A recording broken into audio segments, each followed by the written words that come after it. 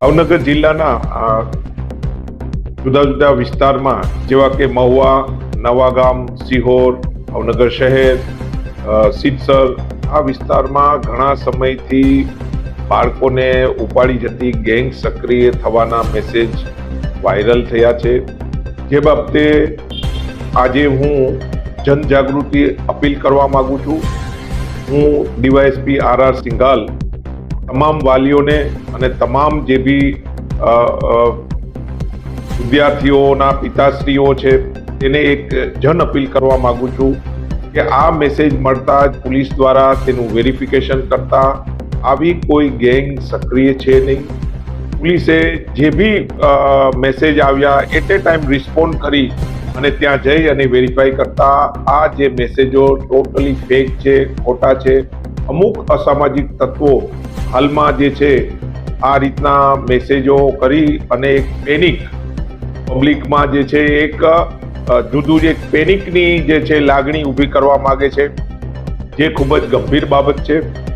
આજ રોજ આપના માધ્યમથી હું કહેવા માંગુ છું કે આપના બાળકો જે છે એની સંપૂર્ણ જવાબદારી અમારી તો છે જ, પરંતુ પોલીસ દ્વારા અમે એમ કહીએ છીએ કે આવા કોઈ બી બનાવ બને તો અમારી ટીમ ટોટલી એક્ટિવ છે. આ બાબતે ઘણી વખત એવું થયું છે કે ત્યાં એક બીજા માણસો હોય એને જોઈ અને ત્યાં તેને માર મારવામાં આવે છે. પરંતુ મારે આજે તમને અપીલ કરવી છે કે જો કોઈ આવો બનાવ બને તો એટ એ ટાઈમ પોલીસના 112 નંબર ઉપર કોન્ટેક્ટ કરો, 100 નંબર ઉપર કોન્ટેક્ટ કરો, કંટ્રોલમાં ફોન કરો, જુદા જુદા થાણા અધિકારીના નંબર છે તેની ઉપર કોન્ટેક્ટ કરો. એટ એ ટાઈમ અમારી અવેલેબિલિટી આપની પાસે હશે.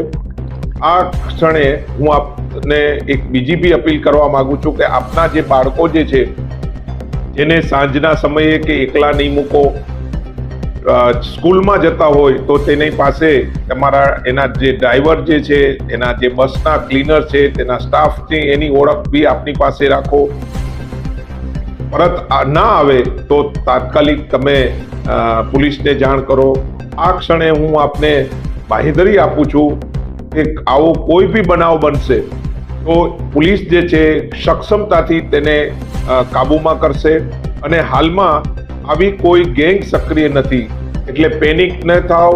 અને તમામ જે વાલી જે છે, બાળકોના માતા પિતા જે છે, એને નમ્ર અપીલ છે કે કોઈ ગભરાવાની જરૂર નથી, પરંતુ પોલીસને તમે સહકાર આપો અને આ જે છે પેનિક કરતા જે માણસો જે છે એને ખુલ્લા પાડો અને એના વિરુદ્ધ આ ગુનાહિત કૃત્ય છે તો તે બાબતે પોલીસને સહકાર આપો.